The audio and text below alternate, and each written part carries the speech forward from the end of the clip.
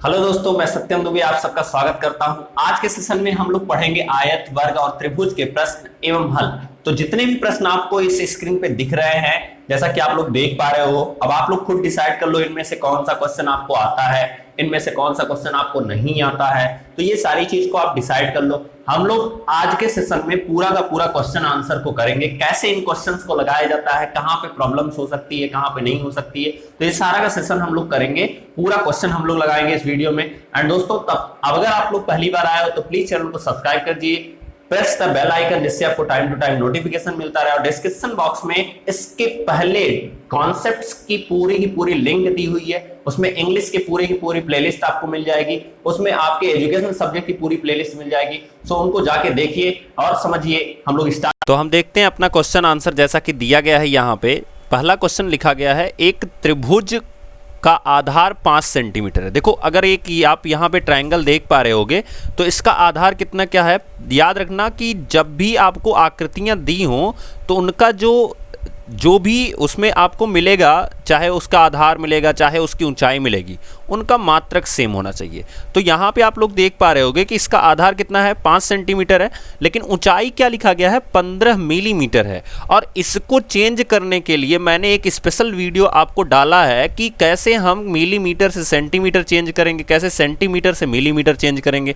नहीं देखे हो तो डिस्क्रिप्शन बॉक्स में जाके देखो, वहाँ पर आपको वीडियो मिलेगी। और मैं अभी आप अगर वहाँ पे नहीं मिल रही है तो आप जैसे ही ये वीडियो खत्म होगा तो आपको स्क्रीन पे अपने आप वो वीडियो आ जाएगी, आप उस पर क्लिक करके देख सकते हो। क्लियर। लेकिन आप देखो कि चेंज कैसे करा जाता है। तो मैं आपको बताऊं कि जो सेंटीमीटर होता है वो मिलीमीटर से थोड़ा सा बड़ा होता है, तो इस चीज को याद रखना। अब हाइट की बात कर रहा है, इसका मतलब अगर इस त्रिभुज के बारे में बात करें तो इस तरह से भी ये त्रिभुज की हाइट ये वाली हो जाएगी। अब इसकी जो हाइट है ये कितना लिखा गया, 15 मिलीमीटर, लेकिन हमें किस में बदल देना है, सेंटीमीटर में। याद रखना इस चीज को, सेंटीमीटर में बदल देना है या मिलीमीटर में बदल देना है, या सेंटीमीटर को मिलीमीटर में बदल दो। अब कैसे बदलाएगा, तो देखो होता क्या है, किलो, हेक्टो, डेका, मीटर, फिर होता है डेसी, फिर होता है सेंटी, फिर होता है मिलीमीटर। तो देखो, जब ऊपर से नीचे आओगे, ध्यान रखना, जब ऊपर से नीचे आओगे इस तरह से, तो आप जितने स्टेप आओगे उतनी बार उतने जीरो से मल्टीप्लाई करा के उस वैल्यू में लिख देते हैं। जैसे मान लो अगर मुझे 5 सेंटीमीटर को मिलीमीटर में बदलना होता तो वैल्यू कितनी है, 5 सेंटीमीटर तो 5 लिख लेते, और मिलीमीटर के लिए हमें कितने स्टेप नीचे जाना है, एक स्टेप, इसलिए हम एक बार 10 से गुणा करा देते। बस इतना सा याद रखो। तो इसका मतलब वो कितना हो जाएगा, 50 मिलीमीटर हो जाएगा। यानी जो आपकी सेंटीमीटर की वैल्यू दी गई है ये किस में आ जाएगी, 50 मिलीमीटर में। तो इसको हम लिख सकते हैं 50 मिलीमीटर। क्लियर। यानी कि ये जो हाइट हमारी है ये कितनी हो जाएगी, 50 मिलीमीटर की हो जाएगी। अब आपको बताया गया था त्रिभुज का क्षेत्रफल। दोस्तों, तो त्रिभुज का क्षेत्रफल बराबर क्या होता है, फार्मूला 1/2 गुणे आधार और गुणे ऊंचाई होता है फार्मूला। ठीक है। अब इसको हम लिख सकते हैं 1/2, आधार का मतलब कितना दिया गया है, 50 मिलीमीटर। मैं क्यों लिख रहा हूँ, क्योंकि मैंने आपको बताया था कि वैल्यू की जो मात्रक है ये दोनों का सेम होना चाहिए। और ये वाला हमारा 15 दिया गया है, सॉरी यहाँ पे 50 लिखा गया था। तो ऊंचाई हमारी कितनी दी गई है, 15 मिलीमीटर दी गई है। अब 2 से काट दोगे इसको तो कितना बचेगा, ये 2 से काटोगे तो ये 25 हो जाएगा। और फिर 15 का जब गुणा कराओगे तो 15 × 5 = 75, तो यहाँ पे हम 5 लिखेंगे। फिर 15 दूना 30, और 30 के बाद 7 बचा है, तो 30 और 7 कितना होगा, 37, और ये होगा मिलीमीटर स्क्वायर। याद रखना मिलीमीटर स्क्वायर क्यों होगा, क्योंकि ये वैल्यू किस में दी गई थी, मिलीमीटर में, 50 मिलीमीटर, और ये भी किस में दी गई थी, मिलीमीटर में। तो मिलीमीटर और मिलीमीटर का जब गुणा कराओगे तो आपको क्या मिलेगा, मिलीमीटर स्क्वायर मिलेगा। सो इस तरह से हमारा ये क्वेश्चन पहला वाला लग जाएगा। नेक्स्ट क्वेश्चन देखते हैं। तो हमारा अगला क्वेश्चन दिया गया है, एक वर्ग की भुजा 1.5 मीटर है। याद रखना यहाँ पे क्या लिखा गया है कि जो वर्ग की भुजा है हमारी वो कैसी है, वो 1.5 मीटर की है। ठीक है। अबे यार, तो हम इसकी जो 1.5 मीटर की भुजा है हम यहाँ पे लिख सकते हैं 1.5 मीटर की ये भुजा है, और इस वर्ग का नाम दे देते हैं हम A, B, C और D। तो यहाँ पे जो भुजा हो गई वो हमारी कितने की हो गई, 1.5 मीटर की। इसका मतलब ये वाली भुजा भी कितनी हो जाएगी, 1.5 मीटर की। याद रखो जब भी आपको इस तरह से 1.5 वाले रिलेशन मिले तो उनको क्या करना होता है कि 1.5 को आप तुरंत वैल्यू में चेंज करो डिवाइड के, क्योंकि यहाँ से आपका जो कैलकुलेशन होता है वो आसान हो जाता है। जैसे 1.5 का मतलब क्या होता है, 3 का आधा, तो इसको हम लिख सकते हैं क्या, 3/2, यानी हमारी भुजा कितनी हो गई, 3/2। अब वर्ग के क्षेत्रफल का फार्मूला हमने पूरा कॉन्सेप्ट पढ़ा था पिछले वीडियोज़ में, तो उसमें हमने पढ़ा था कि इसके एरिया का जो फार्मूला होता है वो होता है भुजा का वर्ग, भुजा का क्या होता है, स्क्वायर होता है। ठीक है, क्यों होता है, क्योंकि देखो 1.5 मीटर ये है तो ये भी कितना होगा, 1.5 मीटर, ये तो वर्ग का क्वालिटी होता है। इसका मतलब इन दोनों का जब हम गुणा कराएंगे तो हमें इसका क्षेत्रफल मिल जाएगा, जैसा हम आयत में भी करते हैं कि लंबाई गुणे चौड़ाई, इस तरह से यहाँ पे गुणा कराते हैं। तो हम 1.5 का मतलब 3/2 का आपको स्क्वायर कराना है। देखो आसान क्यों हो रहा है, क्योंकि 3 का स्क्वायर और 2 का स्क्वायर हम पता कर सकते हैं, लेकिन 1.5 का स्क्वायर थोड़ा सा टफ हो जाता है। ठीक है, अभी तो 1.5 है, मान लो 3.5 देता, 4.5 देता तो वहाँ पे और ज़्यादा प्रॉब्लम आती, इसलिए हम इस चीज़ को सॉल्व करेंगे इस तरह से। तो 3 का स्क्वायर करोगे तो कितना आ जाएगा, 9 आ जाएगा, और बटे में कितना आ जाएगा, 4 आ जाएगा। तो इस तरह से अब यहाँ पे चूंकि मीटर दिया गया है तो मीटर का जब हम स्क्वायर करेंगे तो क्या हो जाएगा, मीटर स्क्वायर। तो इस तरह से हमारा आंसर क्या हो जाएगा, 9/4 मीटर स्क्वायर। या दूसरा क्या हो जाएगा, 4 से अगर भाग दोगे तो 4 दूना कितना होगा, 8, फिर कितना बचेगा, 1, फिर 4 दूना 8 और 4 बचे 20, तो 2.25 मीटर स्क्वायर। और दूसरी भाषा में मैं आपको समझाऊं कि 15 का जो वर्ग होता है वो 225 होता है। चूंकि दशमलव यहाँ पे लगा है एक अंक के बाद, तो हमने यहाँ पे एक अंक के बाद दशमलव लगा देना है, तो हमारा आंसर आ सकता है डायरेक्ट इस तरह से भी। नेक्स्ट क्वेश्चन देखते हैं, तो रेक्टेंगल का क्वेश्चन दिया गया है। तो हम देखते हैं रेक्टेंगल जैसा कि दिया गया है, एक आयताकार पार्क की लंबाई कितनी है। तो आप देख पा रहे होगे कि एक आयताकार जो पार्क है उसकी लंबाई 25 मीटर की है, चौड़ाई कितने की है, 18 मीटर की है। कहा गया है पार्क के चारों तरफ 1.8 मीटर चौड़ी सड़क बनाई गई है। देखो अब ये मान लो ये एक आपका आयत इस तरह से है, ठीक है। अब इसकी लंबाई दिया गया है 25 मीटर की और चौड़ाई कितने दी गई है, 8 मीटर की दी गई है। अगर हम इस आयत को डिनोट कर देते हैं A, B, C और D। अब सवाल आता है, देखो आकृति बनाना ही आपको सीखना है। अगर आप आकृति बनाना सीख गए तो सारे क्वेश्चंस आसानी से लगने शुरू हो जाते हैं। लिखा गया है पार्क के चारों तरफ, मतलब इस पार्क के चारों तरफ मतलब बाहर से एक रास्ता बनाया गया है इस तरह से। जैसे आप नॉर्मली भी देखे होंगे कि कोई पार्क होता है जिसके चारों तरफ से रोड जाता है, ठीक है। तो इस तरह से ये रास्ता बनाया गया है और इस सड़क की चौड़ाई कितनी है, तो 1.8 मीटर की है। याद रखना कि 1.8 मीटर की है। तो मैं आपको कंडीशन बताता हूं, ध्यान से समझना। अब पूछा क्या गया है, सड़क का क्षेत्रफल बता दीजिए। तो एक चीज बताओ, अगर मैं इसे PQRS से डिनोट कर देता हूं तो आपके पास दो आयत हो गया। एक हो गया PQRS जो बड़ा वाला आयत है, याद रखना बड़ा वाला आयत कौन सा है, PQR और S। और छोटा वाला आयत कौन सा है, तो वो हमारे सामने है A, B, C और D। तो ये हमारा छोटा वाला आयत है और ये वाला हमारा थोड़ा सा बड़ा वाला आयत है, ठीक है। अगर हमें इस रास्ते का क्षेत्रफल निकालना है, मतलब इस पार्ट का हमें अगर क्षेत्रफल निकालना है तो हम क्या कर सकते हैं। अब देखो कर सकते हैं कि इस PQRS के क्षेत्रफल में से ABCD वाला जो क्षेत्रफल है इसको बाहर कर दें, इसको निकाल के हम बाहर कर दें, ठीक है। तो ये वाला पार्ट जब हम बाहर कर देंगे निकाल के तो हमारे पास सिर्फ रास्ता बचेगा। मतलब सबसे पहले क्या करना पड़ेगा, अगर हमें रास्ते का क्षेत्रफल निकालना है तो आप लिखोगे रास्ते का क्षेत्रफल बराबर PQRS का क्षेत्रफल, PQRS का क्षेत्रफल माइनस ABCD का क्षेत्रफल, ठीक है। ध्यान से बिल्कुल समझना। अब PQRS का क्षेत्रफल निकलेगा कैसे, तो हमें इसकी लंबाई चाहिए। अब देखो ये लंबाई कितनी है, A से लेके B तक की लंबाई कितनी है, तो ये हमारी हो गई 25 सेंटीमीटर। मतलब अगर इस पॉइंट तक हम देखेंगे जहां पे मैं डॉटेड कर रहा हूं तो इतनी लेंथ हमारी कितनी हो गई, 25 सेंटीमीटर की। लेकिन याद रखना कि ये 1.8 है, यानी 1.8 ये हो गई लेंथ ये वाली, और ये भी तो 1.8 ही होगी क्योंकि रास्ता तो यहाँ भी चौड़ा उतना ही है। तो ये भी कितना हो गया, 1.8। अब देखो कि 25 ये 1.8 ये 1.8 ये, तो जब 25 और 18 जोड़ोगे तो 3.6 होगा, ठीक है। मतलब अगर हम टोटल देखें तो हमारे पास मिलेगा 25 धन 3.6, याद रखना। अब इसको जोड़ेंगे तो 25 और 3 कितना होगा, 28.6। क्लियर। मतलब PQRS की जो लेंथ होगी वो हो जाएगी 28.6 मल्टीप्लाई बाई, अब हमें ये भी तो निकालना पड़ेगा, ये हमारा जो QR है। अच्छा अब ये देखो यहाँ से अगर हम डॉटेड कर रहे हैं इस पॉइंट से, तो इतनी जो लेंथ है हमारी ये 8 मीटर है, क्योंकि यहाँ पे लिखा गया 8 मीटर। अब चूंकि ये रास्ता भी तो यहाँ भी तो 1.8 मीटर का है और यहाँ भी 1.8 मीटर का है, तो फिर दोनों तरफ हमें कितना जोड़ना पड़ेगा, 1.8 और 1.8, ठीक है। तो जब हम 8 में 3.6 जोड़ेंगे तो हमारे पास 8 3 कितना हो जाएगा, 11.6। तो हम यहाँ लिख सकते हैं 11.6। अब आते हैं माइनस ABCD का क्षेत्रफल कितना होगा, तो ये होगा 25 × 8। क्लियर हो गया। तो इस तरह से हम पूरा का पूरा यहाँ पे निकाल सकते हैं। अब इसका मल्टीप्लिकेशन एंड कैलकुलेशन जब हम कराएंगे तो हमारे पास क्या मिलेगा, तो इसका जो मल्टीप्लिकेशन आएगा वो आपका आ जाएगा 331.76 माइनस, जब 25 × 8 आप करोगे तो आपको मिलेगा 200। और यहाँ से जब हम घटाएंगे तो देखो 331.76 में से 200 जब आप घटाओगे तो आपको मिलेगा 131.76 वर्ग मीटर। क्षेत्रफल का कहीं भी आप मात्रक लिखोगे तो आप वर्ग मीटर लिखोगे। क्यों लिखोगे मीटर, तो मीटर चूंकि यहाँ पे आपके क्वेश्चन में दिया गया है, हर जगह मीटर दिया गया है, इसलिए हम मीटर का इस्तेमाल करें हैं।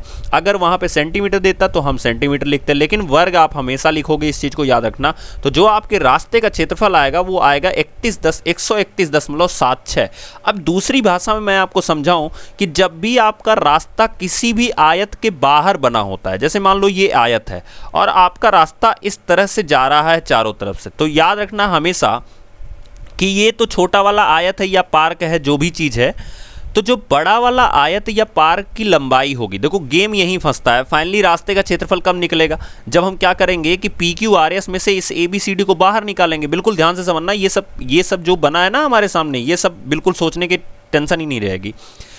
तो हमें क्या करना है कि इस अंदर वाले की जितनी भी लेंथ दी गई है, जैसे अंदर वाले की 25 दी गई थी, इसमें क्या करना है कि जितना चौड़ा रास्ता रहेगा, तो चौड़ा रास्ता कितना है 1.8, इसके दोगुने को, ध्यान से सुनना, जब रास्ता बाहर से होगा, जब रास्ता कहाँ से होगा, बाहर से होगा, तो जितनी चौड़ाई रहेगी उसके दोगुने को, यानी चौड़ाई का दोगुना हम क्या करेंगे, इसकी लंबाई में जोड़ देंगे, तो हमें बाहर वाली लंबाई पता चल जाएगी। और उसी चौड़ाई का दोगुना हम जब इसकी चौड़ाई में जोड़ देंगे तो हमें ये बाहर वाली चौड़ाई भी पता चल जाएगी। तो डायरेक्ट भी हम कर सकते हैं। अब देखो दोगुना जब करोगे तो 1.8 का दोगुना कितना आएगा 3.6, और आप देख रहे होगे कि यही 25 में हमने 3.6 जोड़ा है तो हमें बाहर वाली मिल गई है, और जब हमने 8 में 3.6 जोड़ा था तो हमें फिर ये सिर्फ बाहर वाली चौड़ाई भी मिल गई थी, यानी ये वाली पार्ट और ये वाली पार्ट हमें मिल गया था। तो बहुत सीधी भाषा में समझो, जब आपसे रास्ता बाहर दिया होगा तो चौड़ाई का दोगुना करके अंदर की जितनी लंबाई और चौड़ाई दी गई हो उसमें जोड़ देना।